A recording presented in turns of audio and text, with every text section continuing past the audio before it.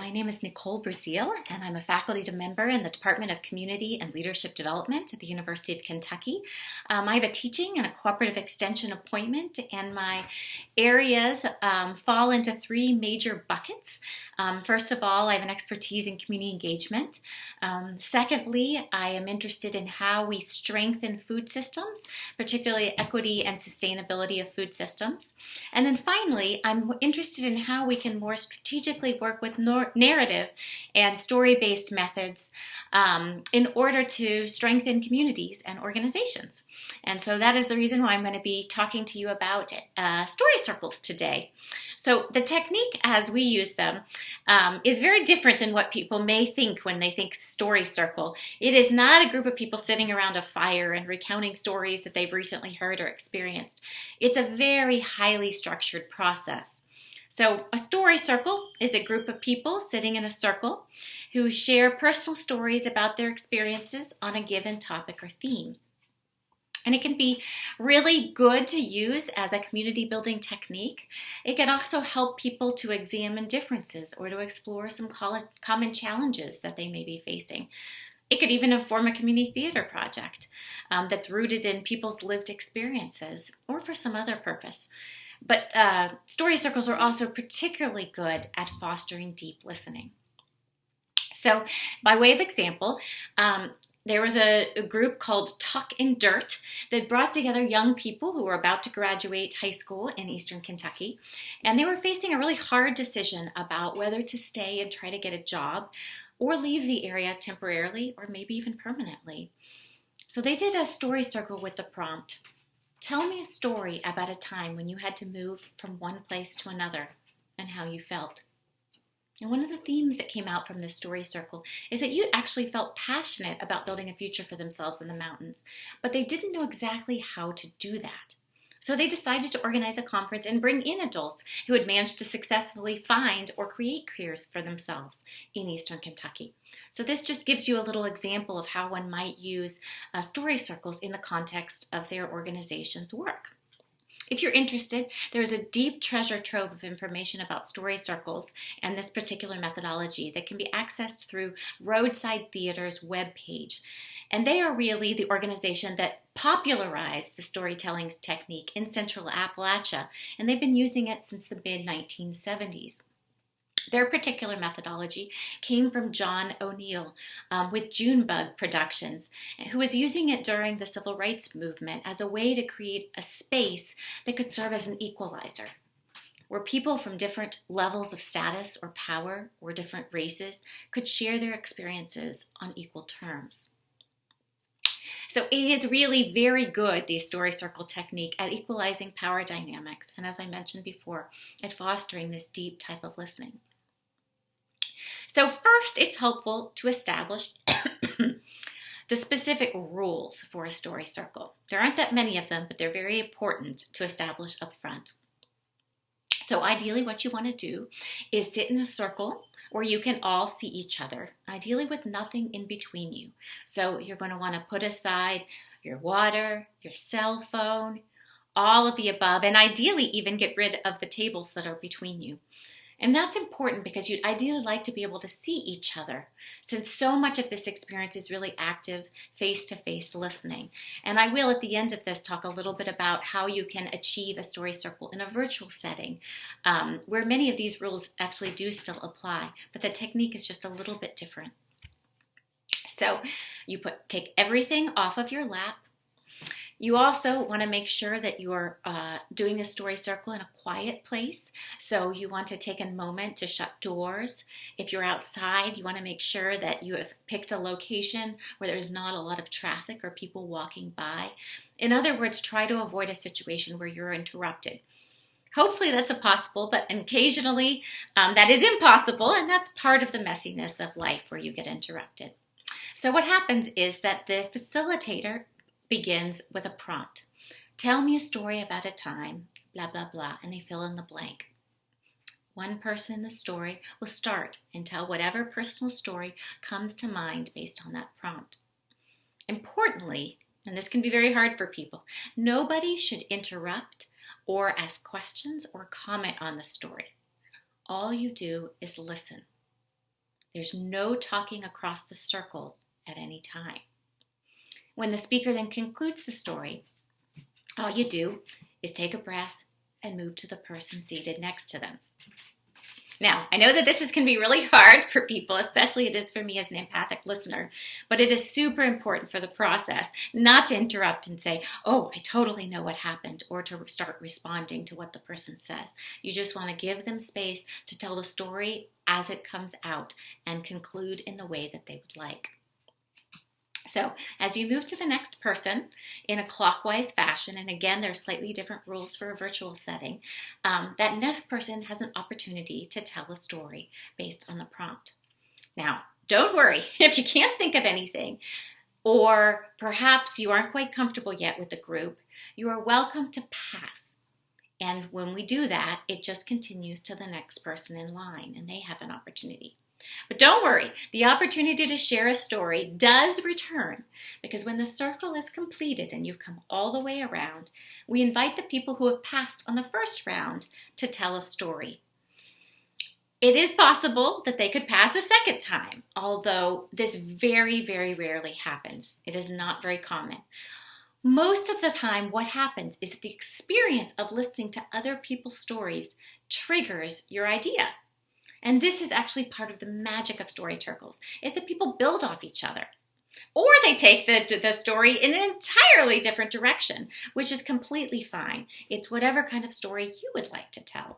And I think it's important to understand that a story circle can hold a wide variety of experiences. It can hold space for funny stories. It can hold space for tragic stories. It can hold stories from people's youth. It can hold room for stories from our life as parents, as workers, as community members, and so forth. Meaning you ideally want to be working with a story prompt that allows people to think about a story that goes in lots of different directions or takes them in many different directions. So the only stipulation is that it needs to be a story. So what is a story? Well, a story is a personal memory. It is not a sermon. It is not a lecture. It is not the expression of your opinion. It is not a rant about what you like or don't like. Rather, it's a personal memory about something that you have experienced. Now, most stories do, as the cliche says, oftentimes have a beginning, a middle, and an end. And they often involve some sort of remembering that also has feelings attached. And those feelings are likely to be expressed, which is just fine as part of the story. Meaning explaining what something meant to you can be an important part of that process. Occasionally people prefer to tell about an experience that they witnessed or heard from a friend. But that is not what we would ideally like to do, because the idea is that one of the gifts of the story circle is it allows you to claim your own voice, to bring your own self to the table and tell a story that is important to you. One thing that is helpful is for the rest of the listeners here, you don't have to be a great storyteller, but oftentimes it can be helpful to start with a little bit of context and memorable detail so we can really put ourselves in your shoes. So things like consider sharing a little bit about who else is part of this story, the sights and sounds that were around you in the beginning. And also, as we mentioned before, consider describing how that experience made you feel. But again, it's about a particular moment in time and something that happens to you and what comes of that experience. Meaning it is not your full life narrative. Now, one big request as we go through this process together. It can be very hard to focus on listening to other people when you are racking your brain for a story to tell. But I'm going to ask that you please do that. So in the beginning, when I tell you what the prompt is, I'm going to give you a few minutes to consider what story you may want to tell. If you don't come up with something, do not freak out or stress out about that. Rather, trust yourself that a story will come to you through the process of truly being present and listening to other people's stories with your entire mind. That is where you often end up getting different ideas that jump off. And that's really fun, actually, with respect to what comes next and seeing those kinds of commonalities. Finally, it's really important for us to establish that this space is confidential. the story circle space, that is. You don't repeat any of these personal experiences because they are not our stories to tell. Regarding time, it is important to note that people, when they are not interrupted, naturally tell a story that lasts somewhere between 3 and 5 minutes. And so when you are setting up a story circle, it is best to give people and plan for about 5 minutes per person, with the idea being that the time should feel expansive. That means that most story circles do not go above 10 or 11 people. That's sort of the max number that you would want to do with a story circle. We don't keep time. We don't set a buzzer. We don't ask somebody to wrap it up and move on. Rather, we just want to give people space to tell the story as it comes out. And they typically, given the way people tell stories, they typically fall within that time frame. Now, occasionally a person falls into their stories and they find that the story has sort of dragged out through a long period of time, in part because they're kind of lost in the telling of that experience. When that happens, and it does happen every once in a while, it is the facilitator's job to help reel the person back in after it has been quite a while over. And they will do that so that there's an opportunity to move on to the next person, and we're all on equal footing with this shared time period together. The other thing that facilitators do is that they will often stop the story circle if something gets extremely emotional and make sure that everybody is okay, but particularly the person that may be sharing a difficult story or somebody else who you can see is visibly extremely upset by a person's story. In other words, it's important just to check in and see what needs to be done so that everybody is taken care of. Finally, after the story circle is completed and everybody has a chance to share, we'll all come back together for the more analytic part of the exercise, which is called the crosstalk. And this is the time to move to reflection, to talk about what we learned and what we noticed. And that is also the point in which general themes start to emerge. So in this time period that follows a story circle, which can be usually around 30 minutes of time, you usually begin by asking the question, what was it like to listen in this way? What was it like to tell your story in this way? And then go into a conversation about what did we notice as interesting themes across the stories. With that, I am going to leave you with some additional resources. Again, as I mentioned, you're going to want to check out Roadside Theater for the facilitator's guide that covers most of these points that I've just provided in terms of how you structure and organize and develop a story circle. The key really has to do with developing a really good prompt that asks people to tell a story about something that they naturally can get into rather than leaving people sort of deadened to not come up with an idea. So you need a prompt that is broad enough to give people lots of different starting points, but also narrow enough that it gives them some level of direction in terms of a starting point.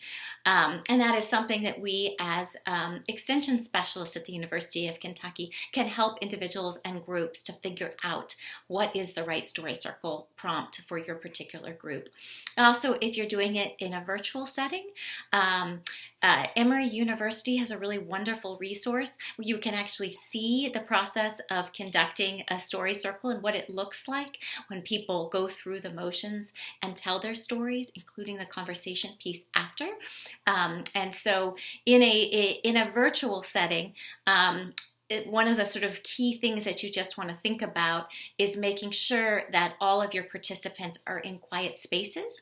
And if you're going to use a platform like Zoom, you'd want to make sure that you have a presenter, you have a grid view that allows you to see all of the people. You even have an option to put people in a list in an order that they may go in the story circle as if they were actually sitting together, and paste that into the chat box.